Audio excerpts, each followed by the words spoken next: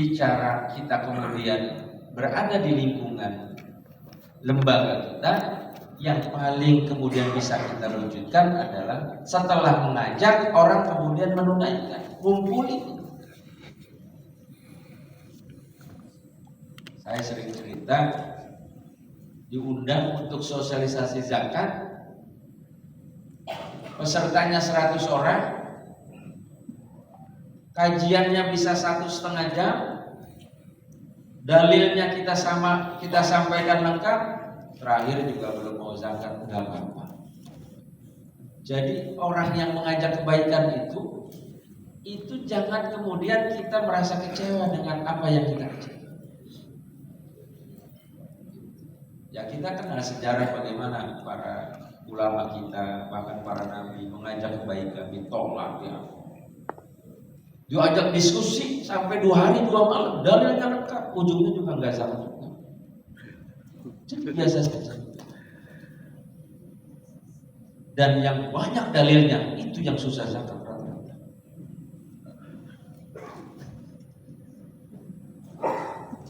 Terakhir dihitung-hitung, kan sekarang persoalannya menghitung zakat itu mudah sekali. Ada kalkulator zakat, macam-macam bisa keluar. Yang susah itu bayarnya, Pak. Udah keluar angkanya, langsung klik nilai zakat Anda sekian. Langsung dia nengok ke kiri dan ke kanan. Kalau saya sih masih banyak potongan, kayaknya belum sampai.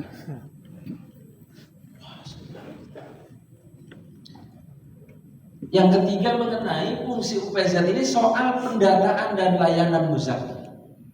Saya sampai hari ini terus mendorong kepada para mitra, kalau ada karyawan, ada pegawai kita yang berzakat, pastikan saya butuh ada datanya. Jangan gelondongan dikirim dananya, saya nggak tahu itu atas nama siapa zakatnya. Sehingga ada yang nanti pegawai yang sudah kemudian dia ikhlas berzakat melalui UPZ, di warung kopi dia bisik-bisik, saya tiap bulan bayar terus, tapi mana buktinya? Saya sangat apresiasi ke UPZ BNI yang pada awal-awal saya dikomplain, Pak. Pertama itu, kenapa Pak Faisal kita sudah setor tidak ada bukti setor zakatnya untuk pegawai saya. Akhirnya kita apa? Ternyata memang harus duduk ketika kita mau menyampaikan dana, pastikan lampirkan ada data muzaki, sehingga pengurus UPZ tidak jadi fitnah. Ini timbul juga masalahnya di sini. Habis kirim dana, transfer, lampirkan, Pak, ini nama-nama muzaki. Kalau kemudian kami hanya menerima gelondongan, dananya saja tidak ada datanya, nanti di sistem yang keluar hamba Allah. Nah, semua juga kita hamba Allah. Dan yang kedua, kami sulit untuk menyampaikan karena kita dalam layanan kemudian memastikan semua dana yang diterima, data yang diterima kami feedback, kami kirim. BNI itu sampai 6.000 ya Pak ya. Ada data yang kemudian terselip wajar, tapi langsung di cross check. Tidak kurang dari 4 miliar UPZ BNI, dan plus kita memastikan ini momen kemudian ini menjadi fungsi. Kemudian saat ini terkait dengan fungsi UPZ adalah menyusun RKAT.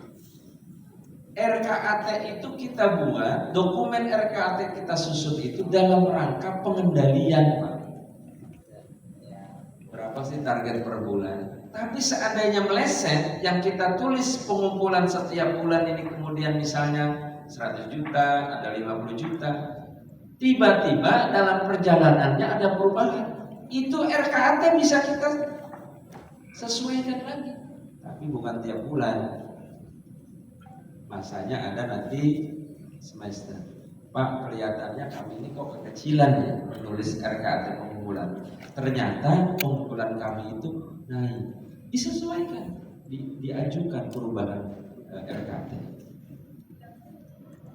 Jadi sebetulnya ini bisa kita lakukan. Nah, kemudian juga tentang penyusunan laporan kegiatan penyaluran.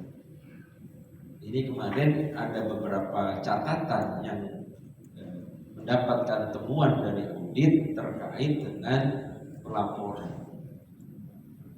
Sebetulnya apa yang kita kerjakan itu semuanya, insya Allah saya memastikan kepada para mitra, semuanya sesuai. Cuma karena nggak dilaporkan, nggak dicatat, akhirnya tidak ada informasi apakah UPZ ini kemudian melakukan yang namanya pelaporan yang baik atau ada catatan yang baik.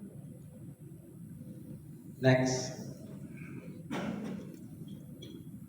potensi dan kinerja zakat Basnas Republik Indonesia bersama UPZ. Ini yang kemarin saya sampaikan dalam laporan dan juga diperkuat oleh Pak Ketua. Ya, karena ini nanti materi ini juga di-share kepada para peserta, saya kira soal data ini bisa menjadi masukan saya dan tidak perlu kami bahas atau kami perdalam. Intinya dari potensi zakat Basnas Republik Indonesia dan UPZ, kalau dia ini kita ambil dari objek zakat penghasilan, ini baru zakat penghasilan saja Pak. Padahal di UPZ itu, di lembaga kita itu juga punya potensi di luar zakat penghasilan. Misalnya ada pegawai yang mau dihitungkan zakat mal yang lain. Dia punya usaha misalnya pegawai, itu boleh fasilitas. Zakat emas, ya. Ibu-ibu misalnya punya simpanan zakat emas, atau bapak-bapak, Pak, saya selain zakat yang penghasilan saya, boleh nggak saya dihitungin? Tapi yang zakat mal ini itu tahunan. Kalau yang penghasilan itu kan kita selalu kita tunaikan per bulan supaya tidak terlalu berat dalam 1 tahun. Totalnya kurang lebih 5,8 triliun yang terdiri dari objek zakat penghasilan ini. Ada dari ASN lembaga negara, kementerian, lembaga pemerintah non kementerian, TNI Polri, kemudian pegawai BPI OJK, pegawai BUMN, dan juga terkait dengan jumlah UPZ yang terdaftar sejak tahun 2000, sebutnya ada data 2017 ya. Karena Semen Padang itu menjadi UPZ tahun 2017. Ini alhamdulillah kalau berdasarkan dari masing-masing jenis lembaga, memang yang cukup besar ya, cukup tinggi itu adalah dari swasta, kemudian BUMN, kemudian lembaga, dan juga kementerian. Jadi yang cukup pertumbuhannya meningkat ya itu dari swasta, karena kalau di swasta itu lebih cepat memutuskan kebijakannya. Kalau di kementerian, lembaga negara kita menyesuaikan dan kita mengetahui ada proses birokrasi dan lain sebagainya. Saya itu lebih dari 5 kali ya bersama Pak Mohan ini. Jadi kalau hari Senin sudah ada penyerahan SK UPZ, hari Senin depan pejabatnya sudah ganti. Jadi Senin depan saya harus sosialisasi lagi karena pejabatnya baru. Untuk menuju penyerahan SK itu butuh paling cepat 2 bulan. Ganti lagi. Karena setingkat eselon 2. SK-nya sudah terbit, besok perubahan SK. Tapi nggak apa-apa. Menurut saya itu memang keniscayaan yang ada dalam aturan kita. Yang nggak boleh itu jangan gara-gara SK berhenti zakatnya. Maka itu kalau di swasta kenapa lebih cepat? Karena langsung yang memutuskan itu direksi, dan itu nggak perlu yang lain. Tapi alhamdulillah dengan ini pun kami bersyukur terkait dengan gerakan zakat di perkantoran, di lembaga, di institusi. Alhamdulillah sampai tahun ini kemudian trennya itu bisa sampai lebih dari itu. Saya menyadari bahwa sebenarnya kesadaran untuk berzakat kita itu luar biasa. Bahkan kalau untuk istilahnya orang berdonasi, orang Indonesia itu kan tidak diragukan lagi. Negara kita ini 6 tahun berturut-turut menjadi negara paling dermawan di dunia. Ya, alhamdulillah. Boleh kita bersyukur dan tepuk tangan. Yang di dalamnya adalah dari kita semua, termasuk dari kawan-kawan kita. Saking dermawannya kadang-kadang, kalau udah disuruh nyumbang, nggak dicek lagi tuh lembaganya legal atau ilegal. Kalau ada bencana di Indonesia, dikasih poster, ajakan bantuan, ada nomor rekeningnya, gambarnya, kemudian membuat hati kita terenyuh, itu langsung transfer. Kalau nggak dicek lembaga itu sebenarnya kredibel atau akuntabel, saking dermawan kita. Next, juga menunjukkan tentang dari kinerja pengumpulan zakat yang di dalamnya ada kita semua. Ini alhamdulillah sampai dengan November 2023 pun ini sudah banyak capaian yang cukup menggembirakan, ya. Dan insya Allah di akhir tahun ini juga kita akan bisa mencapai target yang maksimal. Dan biasanya di Desember ini ditumpuk. Ingat Bapak Ibu, zakat itu ada masa 1 tahunnya. Jangan sampai ada penyaluran zakat yang lewat tahun. Ini berarti tidak aman syar'i. Kalau hak amil boleh ditahan, operasional, jangan dihabisin justru. Tapi kalau ada penyaluran secara syariah, pengumpulan zakat di bulan Desember harus disetorkan Desember. Pengumpulan zakat ada di Januari, disetorkan di Januari. Jangan zakatnya Januari disetorkannya Februari, bahkan sampai April, Mei dan seterusnya. Itu tidak aman syariah. Jadi kalau kita catat dari teman-teman berzakatnya di bulan Desember, lakukan pencatatan untuk penyalurannya di bulan Desember. Kalau ditumpuk, nih sekarang di akhir tahun, itu pasti nanti yang kemarin nggak sempet disetorin, itu semuanya disetorinnya di Desember. Ujung-ujungnya kemudian terkait dengan penyaluran nanti bermasalah. Karena kalau ada dana besar kita belum menyalurkan, akhirnya sporadis. Udah ada yang penting disalurin. Nah, mulai kita nggak aman syariah. Bisa jadi salah sasaran, bisa jadi tidak optimal, dan bahkan mungkin bisa melanggar syariah. Next.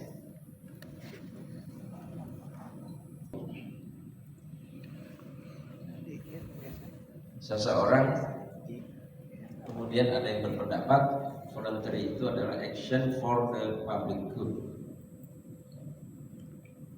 Satu upaya sukarela yang kita lakukan untuk kebaikan masyarakat atau untuk publik yang kita anggap memang ini kita punya tujuan yang baik. Saya pernah ditanya, Pak Faizal, kalau dilihat CV-nya keberhasilan seorang fundraiser, seorang yang kemudian mengelola zakat, puncak Pak Faizal bisa mengumpulkan zakat di Indonesia itu berapa M satu tahun? Saya bilang, saya pernah mencapai tertinggi seorang fundraiser zakat di Indonesia itu pernah sampai mencapai di atas 300 miliar dengan hanya punya tim kira-kira tidak lebih dari 25 orang. Apa yang bisa menjadikan kemudian Pak Faisal itu bahagia? Saya bilang kalau saya diminta jadi marketing di sebuah katakanlah agen asuransi saja,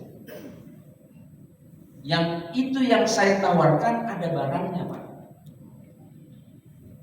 Asuransi itu kan jual jasanya. Kalau dia asuransi kesehatan, saya bilang nanti Bapak dapat fasilitas ABCD kalau sakit. Kalau nggak sakit dapat kemudian bagi hasil dan lain sebagainya. Ini saya ngajak zakat, nggak ada yang saya tawarin orang itu dapat apa. Anu Pak, surga, ya Pak Faisal aja belum masuk surga, belum ngomongin surga, pengalaman dari mana? Tapi saya bahagia Pak, karena yang kita tumbuhkan itu adalah nilai dakwah. Saya nggak bicara di akhir itu adalah tujuan yang lain. Saya juga nggak tahu 300-an sekian miliar itu uangnya kayak apa masuk, nggak pernah saya lihat. Jadi kita ini sedang melakukan satu aktivitas yang luar biasa. Kita kerja itu ada hasilnya Pak. Ngerjain bagian ini besok digaji.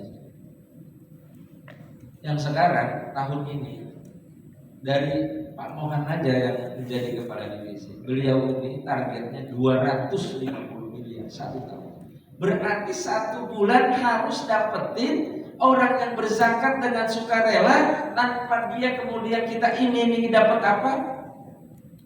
250 dibagi 12 berapa? Kira-kira berapa? 20-an miliar. Ngeluarin orang ikhlas dari kantong untuk zakat, untuk sedekah.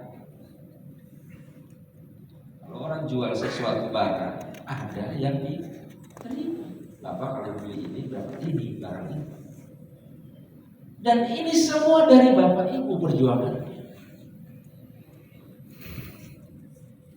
Dan saya ngeri kalau kita merenung lebih dalam seorang fundraising seperti yang semalam kemarin disampaikan oleh Pak. Kita ini adalah para rasul-rasul kecil yang fokus ditempatkan oleh Allah, yang sebagian orang pengen Pak ngurus zakat biar dapat pahalanya luar biasa. Udah kita punya tugas yang inti di tempat kita, kata Allah, aku ingin umur kalian itu ada tambahan kebaikan, maka kalian aku takdirkan masuk dalam SK pengurus pengurus UPC. Ini bukan soal tiba-tiba karena saya di bagian ini terus saya diangkat ditawari jadi pengurus. Enggak Pak.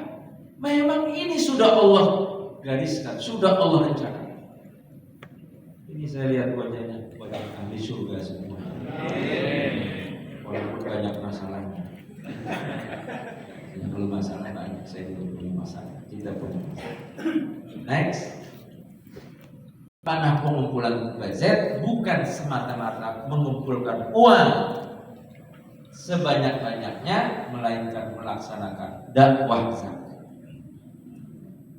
Ayat sholat dengan ayat zakat tidak kurang di Al-Quran, jumlahnya tidak kurang dari 26 sampai 32 ayat. Habis kita hablum minallah, besok atau dilanjutkan dengan hablum minannas.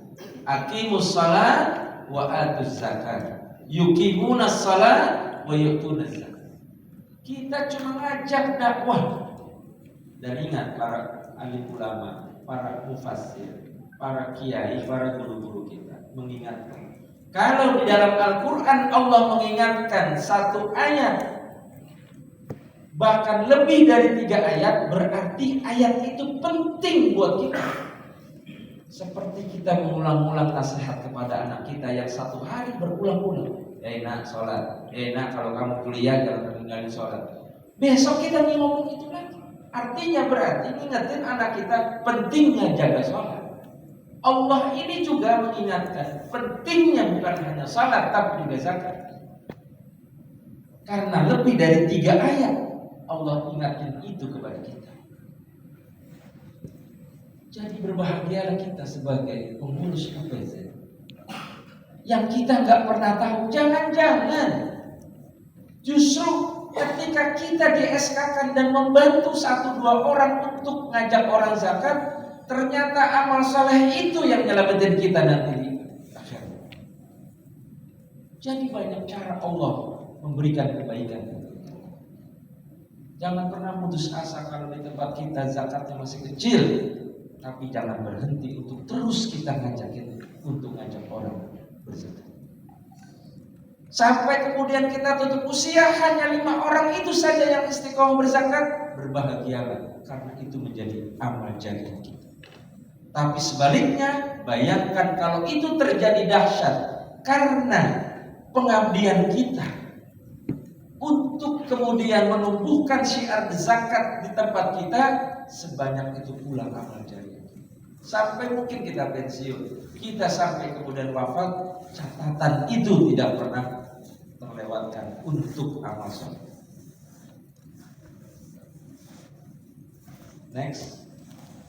Maka tugas pengumpulan ya udah nggak apa-apa kan, nggak balik tadi. Itu merasa uang itu adalah uang dia semuanya, padahal rizki yang Allah titipkan itu memang ada yang bukan milik dia yang harus dikeluarin. Siapa yang memerintahkan ngingetin untuk dikeluarin? Pengurus masjid. Dan memang bukan milik kita. Dan yang namanya zakat itu sebetulnya yang diperintahkan oleh Allah untuk keluarin 2,5%, itu sebetulnya hakikatnya baru kita mengeluarkan hak orang lain. Yang milik kita sebenarnya belum kita keluarin.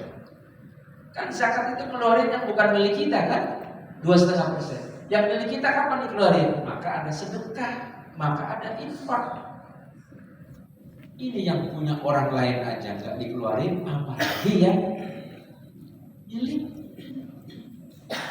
Kadang-kadang orang itu saking bakhilnya, saking pelitnya buat sedekah, susahnya luar biasa.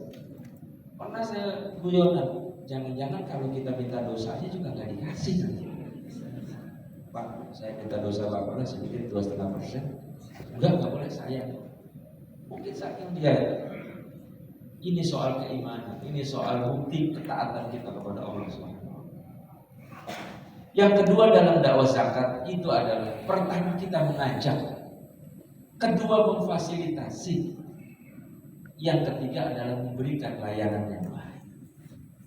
Makanya tadi soal data, Pak, mohon kami dibantu ke depan ini setiap kita menyetorkan dana zakat, lampirkan apa? Data. Supaya kami bisa melayani, memberikan laporan, dan menyampaikan kemudian ketenangan. Jangan kemudian pegawai-pegawai kita di kantor, kita saja, kalau Bapak menunaikan sesuatu tidak ada buktinya, rasanya tenang atau tidak. Dalam transaksi belanja aja kita butuh apa, Pak? Apalagi ini yang rutin. Maka mari kita perbaiki, mari kita kuatkan dari sisi layanan kita. Nah yang terakhir adalah dalam dakwah zakat itu adalah masyarakat yang menjalankan syariat. Saking saya ini optimisnya untuk kita tetap memegang gerakan dakwah zakat. Seandainya di negeri ini semuanya isinya Fir'aun yang menolak zakat, maka kitalah di ruangan ini yang terus kita istiqomah untuk menegakkan syariat zakat.